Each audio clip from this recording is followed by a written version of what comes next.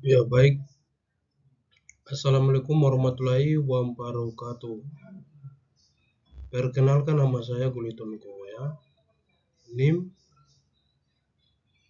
atau MPM 2024-02-0016, kelas TIA. Ya baik, di sini saya mempresentasikan satu materi tentang alat bantu perancangan basis data, entity, relationship diagram, dan normalisasi. Ini saya masuk.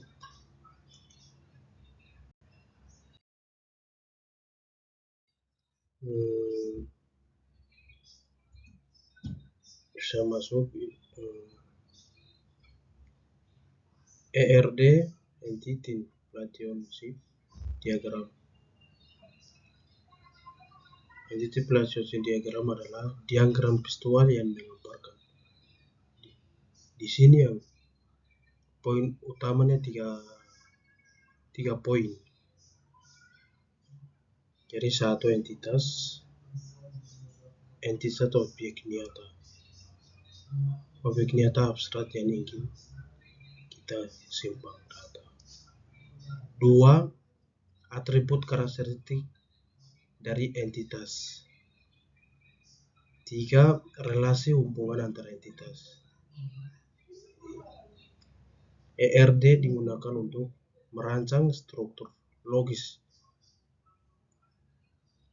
basis data sebelum dibuat, seperti objek definisi sistem, misal atau Postgres di dalam. Jadi seperti yang di atas ini, kalau entitas berarti entitas itu seperti objek nyata, itu seperti misalnya mahasiswa, atau misalnya atau contohnya kita mahasiswa, dosen, atau mata kuliah. Itu di atas. Kalau di bawah, atribut itu karakteristik dari entitas, itu seperti ciri-ciri dari entitas, misalnya ciri-ciri dari entitas misalnya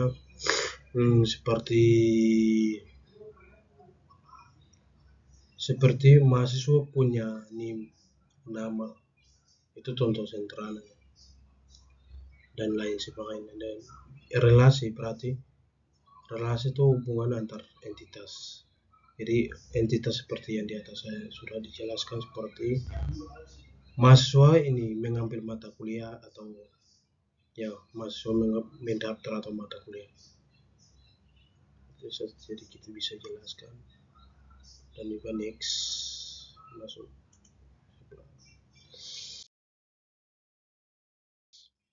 Di sini komponen-komponennya.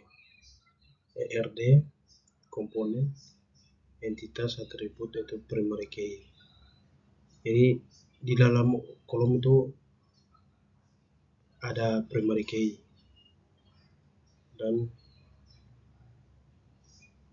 ya primary key itu yang di dalam kolom. Jadi primary key, foreign key, relasi atau koordinalitas. Next.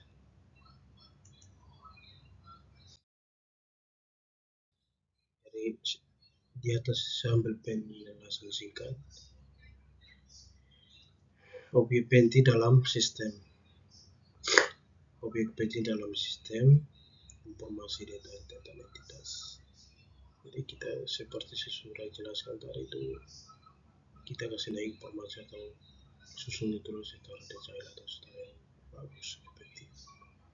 Atribut unik dari entitas. Atribut yang menunjukkan entitas lain, hubungan antara entitas, jumlah terbatas entitas.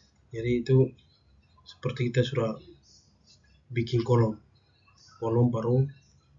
Pertama kita susun MPM, kedua kita nama, ketiga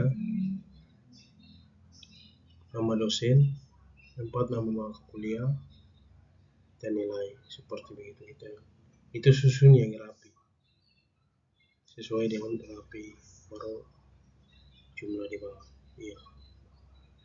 Saya sekarang berapa RKS sampai itu saya jumlah kasih masuk seperti 18 RKS di bawah, dan jumlah nama juga nama tidak jumlah yang nomor dosennya dan nilai itu jumlah di bawah itu seperti jumlah keterlibatan entitas. Next, contoh kasus sistem pendaftaran mata kuliah. Jadi saya ambil contohnya, contoh kasus sistem pendaftaran mata kuliah. Jadi mahasiswa kita bisa mendaftar banyak mata kuliah. Yang kedua itu setiap mata kuliah bisa diambil oleh banyak mahasiswa. Setiap mata kuliah diajarkan oleh satu dosen. 4 dosen bisa mengajarkan lebih dari satu mata kuliah. Jadi itu yang saya bisa ambil yang seperti dari atas, saya ambil contoh lagi. Ini next.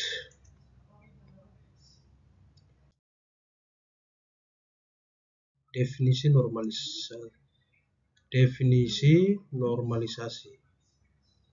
Jadi definisi normalisasi adalah pengorganisasian struktur tabel dalam basis data untuk mengurangi redundasi data pengumpulan. 2. Menghindari anomali dalam operasi basis data seperti penyimpan, insert atau pembaruan UDAT dan penghapusan delete atau penghapus. 2. Mengingatkan integritas dan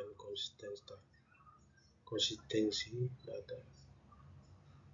Proses normalisasi dilakukan besar menjadi tabel yang lebih kecil dan mendefinisikan hubungan antar tabel tersebut. Jadi hubungan antar tabel tersebut itu seperti yang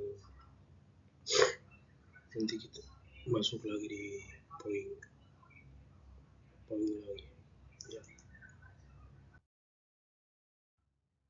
Tujuan normalisasi itu tujuannya menghindari data gak ada redundan, jaminan keakuratan data, penyederhanaan pemeliharaan database, menyusun struktur data secara logis. Jadi kita menyusunnya secara logis dan jaminan keakuratannya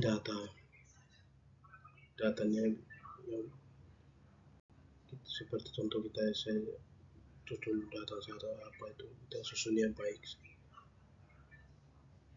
Next. Ya, normalisasi dilakukan secara terhadap melalui bentuk normal atau formal atau from antara lain. Nama kriteria 1 NF Prince normal from. Semua atribut harus bernilai atomik, tidak boleh multivalue. 2 NF second normal from. Sudah 1 NF dan semua atribut non kecil harus tergantung penuh pada kunci utama. 3 NF Prince normal from. Sudah 2 NF yang dan tidak ada ketergantungan transitif antar atribut non kecil. Jadi itu seperti yang saya sedikit bisa ada tontonan di sini, seperti bentuk tidak formal, bentuk 1NF.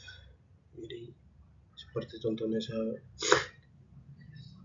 anggota, jadi mau nama, tulis nama, tahu, tulis nama, baru saya mungkin ingin ke perpustakaan baca buku atau mau pinjam buku begitu, baru saya lang, itu saya anggotanya di sini, tulis nama, baru nama buku, kode buku yang saya tulis, judul buku saya ambil itu, jadi pinjam, baru judul, baru jumlah saya berapa yang bisa pinjam, 1 atau 2, kasih masuk dan tanggal kembali.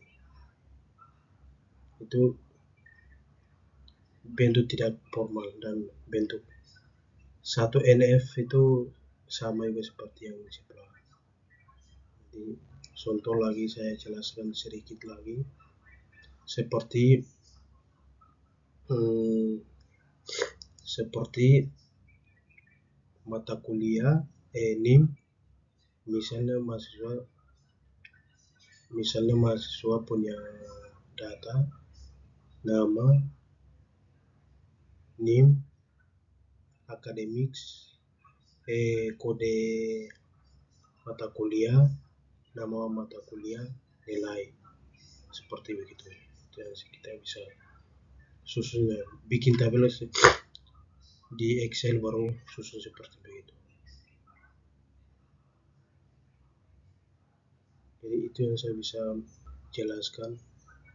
Masalahnya nama mahasiswa dan nama mata kuliah itu berulang, atau jika kita keluar atau semua data nilai hilang, itu kita bisa cari ambil solusinya, normalisasinya tabel mahasiswa nama, NIM, atau tabel mata kuliah kode, kita kasih masuk itu, dia bisa bentuk seperti begitu. Next.